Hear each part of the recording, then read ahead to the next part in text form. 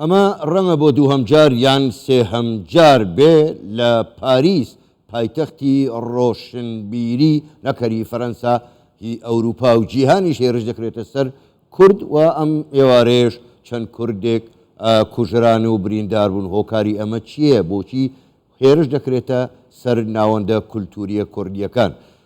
بۆ پرسی زیاتر و قسەی زیاتر لەسەر ئەم بابەتە ئێمە میوانێکمان لەگەڵدایە زۆر بەڕێز ئازاد مستەوفی ڕۆژنامەنووس ڕاستەوخۆ لە پاریسەوە لەگەڵماندایە. کاگازاد شەوتان باش، گەلێک سپاس بۆ بەشداریکردنتان لەگەڵمان لەم گەشتەی ژووری هەواڵی کوردستان 24.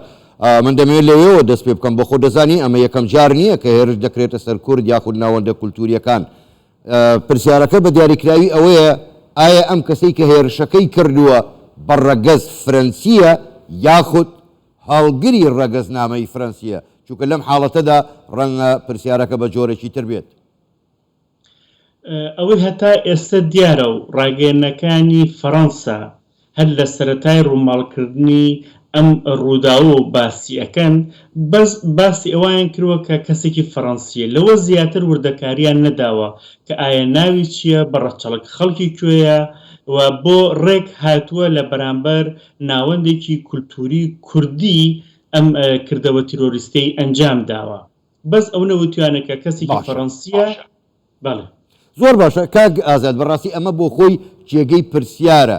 بە گشتی کورد لە ئەوروپا خەڵکێکی موسالیمن، هیچ کێشەیەک نانێنەوە. بە دیاریکراویش لە فەرەنسا خەریکی چاند و کولتوری کوردین. بۆچی ئەم هێرشە بۆ سەر کورد؟ یعنی هیچ کورد لە فەرەنسا بە تایبەتی هیچ کێشەیەکیان نەناوەتەوە بۆ حکوومەتی فەرەنسی تاکو بکرێنە ئامانج. بۆ کورد لە فەڕەنسا بە ئام دۆسیەکی زۆر باشی هەیە. هەموو پارچەکان کوردەکان لە فەڕەنسا توانیانێت دۆسیەکی زۆر باشیان هەبێت و تەنانەت فەڕەنسا وڵاتێکە کە ڕای گشتی خەڵک لەسەر جادا کورد زۆر بە تەواوی ئەناسێت. پێویست ناکات تۆڵە من ئێرانیم، عراقیم، تورکی، سووری ئەڵێ من کوردم خەڵک ئەناسێت. تەنان هەموو پاشەکانی کوردستان بە پێنج پاشەکۆ لەخۆیان باشتر ئەناسن. بەڵام دەربارەی ئەم ڕووداوە تیرۆریستیە ئەبێ ئەوە زۆر بە ئاشکرا من بۆ ئێوە بنێران ڕای بگەێنم کە دیار نییە ئەم کردەوە تیرۆریستیە ڕێک بەرامبەر کورد کرابێت، چونکو ئەم کەسە دۆسیەی پێشتری هەیە بەرامبەر پەرامبەران. کەسێکی ڕاسیستە کە لە ساڵی 2016 و 2021 هەر بەم جۆرە ئەوەی لە کورداواری پەڵەن هەڕمەکی بەمنەوە هێرشی کردوتە سەر پەنابەران و دۆستی بۆ پێشتر. ئێستا یەکێ لەو شتانەیە کە لە میدیای فەڕەنسی زۆر جەخت کراوەتە سەری کە بۆ ئەم کەسەی کە دۆسیەی هەبووە، دۆسیەی لەم نەوعیشی هەبووە، ئازاد کراوە و هێشتویانە دووبارە بێتەوە نەو خەڵک. یعنی من ئەمە بڵێم ئەم کردەوە تیرۆریستە هێشتا دیار نییە ڕێک بۆ کورد بوو بێت. ئەم کەسە هاتووەتە گەڕەکێک، هاتووتە ناوچێک، ئەو ناوچەی دەیە پڕ لە جۆرەها نەتەوەی جیاواز کە هەموو کەس زانێ ئەوانە لەو ناوچەی دەی پاریس ئەژین و خەڵکی زۆر تریشی لێ نەبێژگە کورد نەتەوەکانی تریش لێ هاتوتە ئەو شوێنە و دەستی کردووە بە ئەم کردەوەیە. بابەتێکی تریش کە زۆر گرنگە لێرە باس بکرێت ئەوش ئەوەیە کە هەرچەند میدیاکان ئەڵەن پۆلیس هاتووە ئەم کەسە تروریستەی دەستگیر کردووە، نەخێر ئەمە هەر خۆی کوردەکان لەبێ بەپێی ئەو کامێرای کە هەیە هەر کوردەکان خۆیان دەستگیریان کردووە، خۆشیان دایان دەست پۆلیس. یەکێک لە هۆکارەکانی خۆپیشاندانە دواییەکەەوە ئەو دروشمدانە دواییەکەی کوردەکان بە دژی پۆلیس و ئەو ڕووداوانەی کە راپۆرتەکەی ئەوش باسی کرد ئەگەڕێتەوە سەر ئەوەی کە کوردەکان گلەی ئەکەن لەو ئەمنیەتەی لەو تەناهیەی کە پێویستە بۆ کورد، پێویستە بۆ کەسی سیاسی، پێویستە بۆ ناوچەیەک کە پەنابەری لێ ئەژەی دابین بکرێ و هەتا ئێستێ لەگەڵا بێت. فەڕەنسا دابینی نەکردووە. زۆر چاکە کاک ئازاد، ئێوە بەڕاستی دوو خەڵی زۆر گرنگتان وروژان.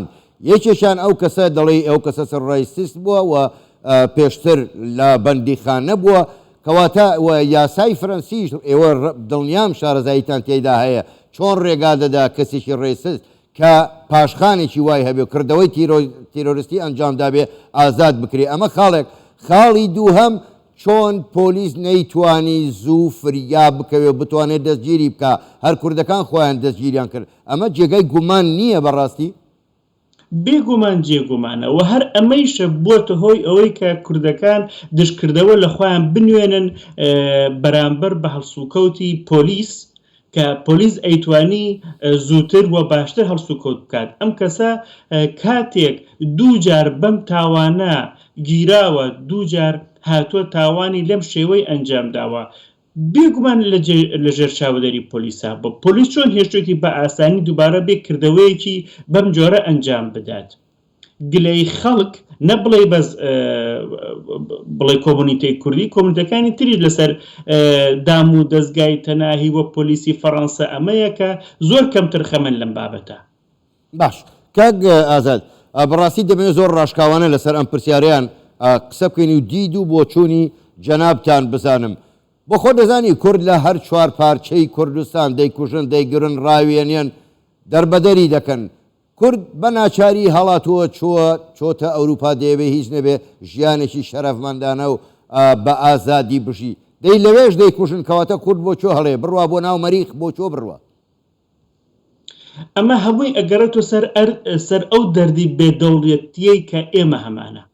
هەتا کاتێک دەوڵەتی خۆمان نەبێت، هەتا کاتێک لایەنێک نەبێت بە فەرمی پشتگیری ئەم نەتەوەی بکات، ئێمە لە هەر کوێ بین هەبەم جۆرە هێرشەکرێتە سەرمان.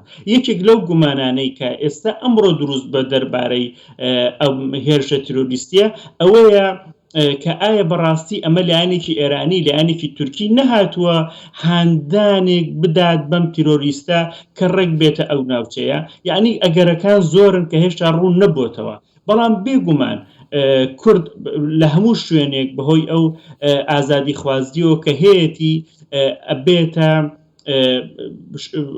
ئامانجێک بۆ ئەوەی کە کەسانی دژە ئازادی و دژە دیموکراسی هێرش بکەنە سەری.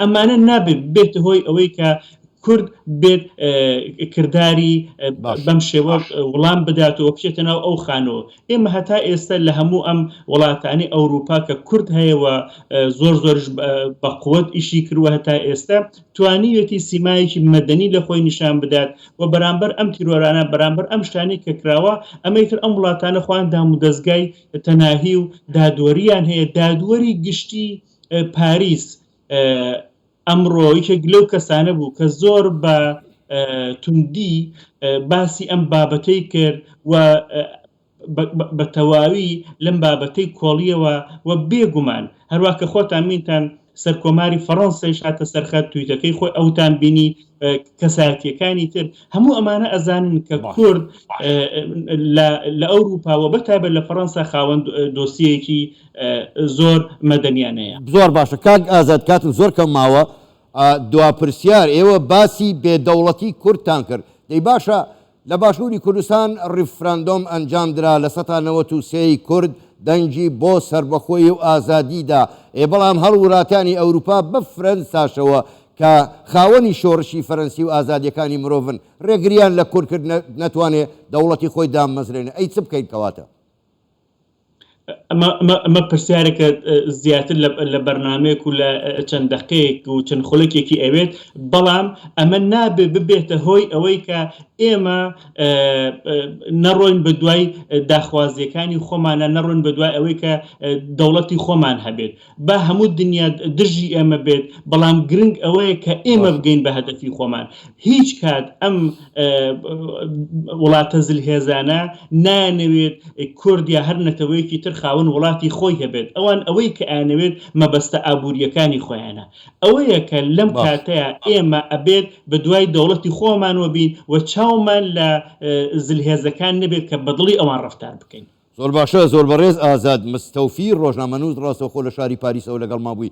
گەلێک سوپاس بۆ بەشداریکردنتان لەگەڵمان، ماندوومان کردن. سوپاس بۆ ئێوە، شەوتان باش.